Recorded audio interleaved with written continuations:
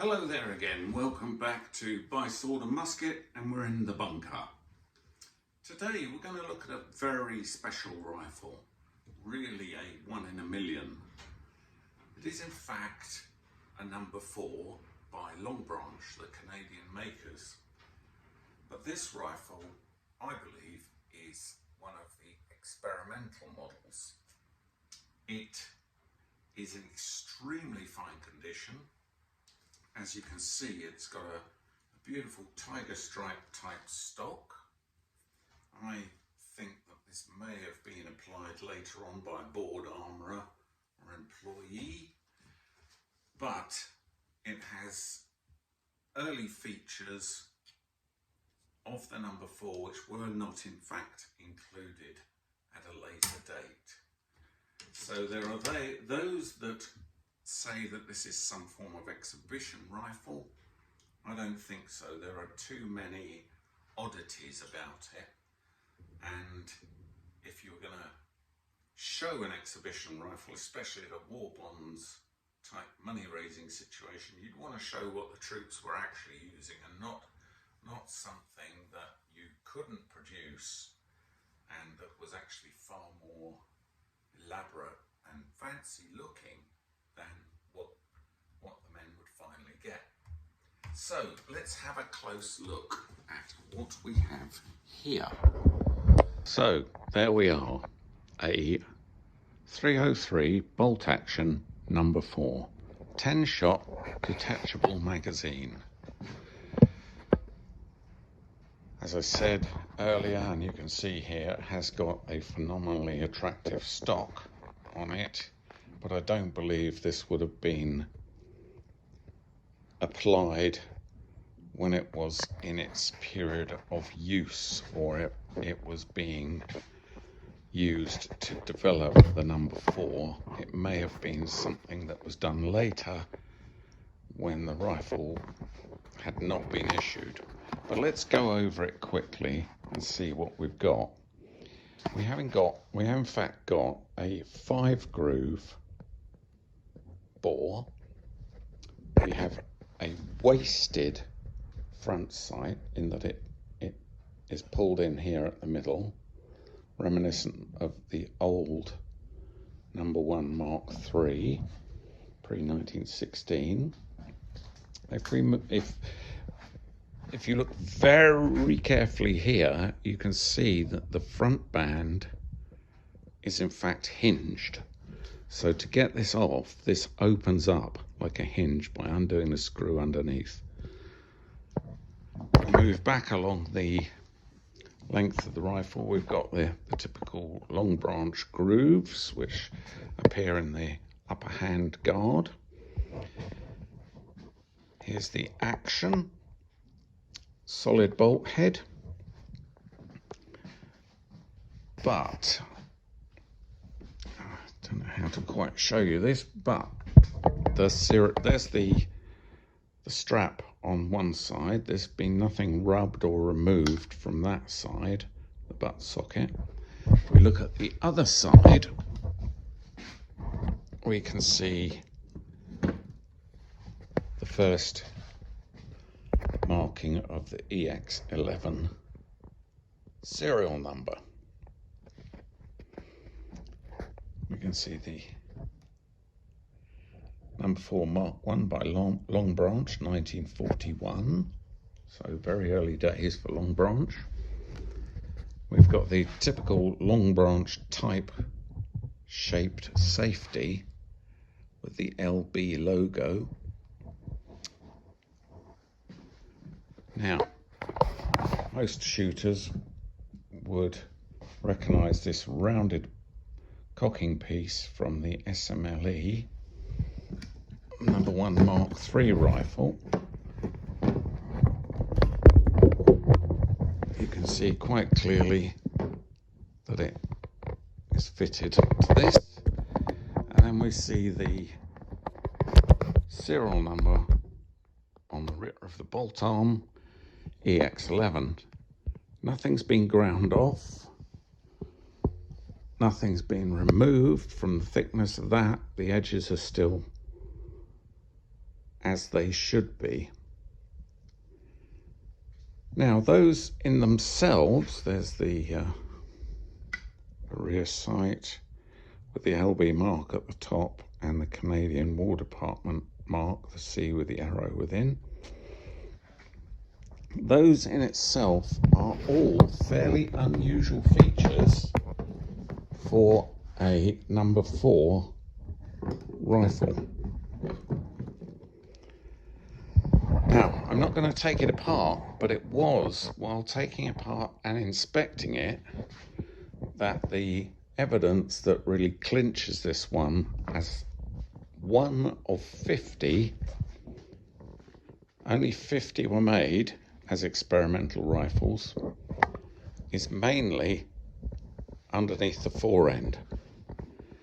Because in this single stock piece here, there are several clues. To see them, you'll have to actually go to my website, look the rifle up. It's under British Rifles, experimental number 4 Longbranch.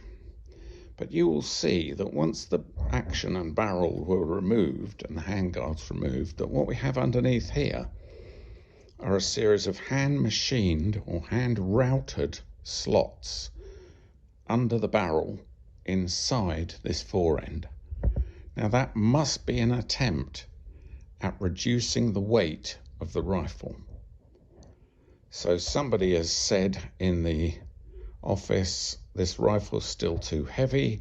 We've got to do something about reducing the weight if possible. Let's take out some of the mass of the timber. So that's one thing.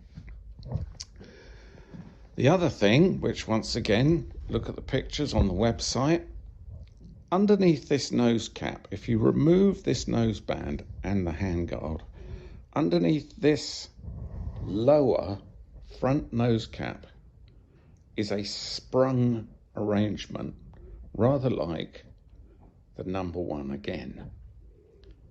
And this pushes the barrel up. It's got a semicircular section to it. It's mounted within this unit and it pushes the barrel up. Now this once again must have been an attempt at accurizing from practices they'd carried over from the number 1. So once again, the slots and this sprung anti-recoil or anti-barrel whip measure are not seen on a regular number 4.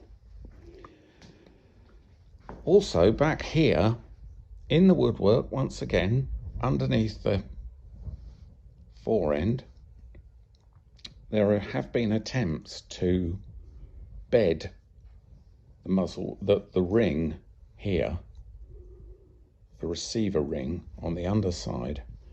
And now that is another attempt to improve accuracy.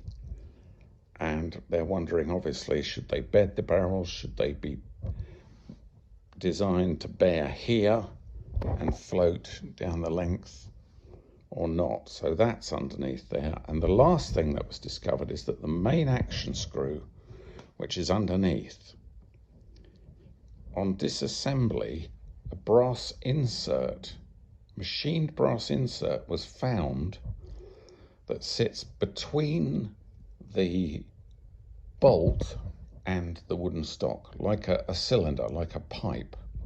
And on the side of that, they'd actually written EX11 engraved in to the side of the brass insert. Now that once again must be more development work and investigation into how to secure the barrel, the action to the woodwork, what's the best way of spreading the load and softening recoil. So here we have it. Obviously a very attractive rifle to look at, but if you consider how many millions of these rifles were made, or hundreds of thousands, by places like Longbranch, Thackeray, Maltby, BSA, Enfield. This rifle is a one-off. Where are the rest? What happened to them? Were they destroyed? Were they kept back? Were they reused? Who knows? But at the moment, there are only a few examples in existence outside the pattern rooms in the Royal Armouries, and this is one of them. And that makes it a very, very special number 4 amongst number 4s. Thanks for listening.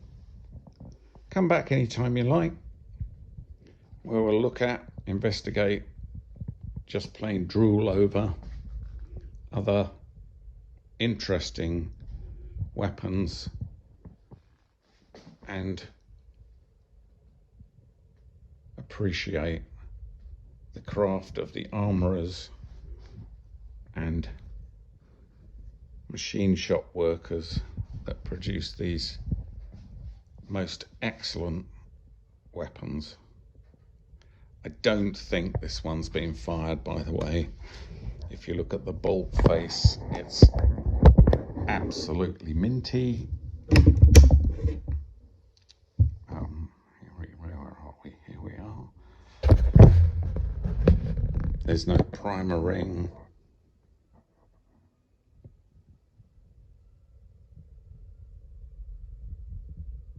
It's got a shine on it.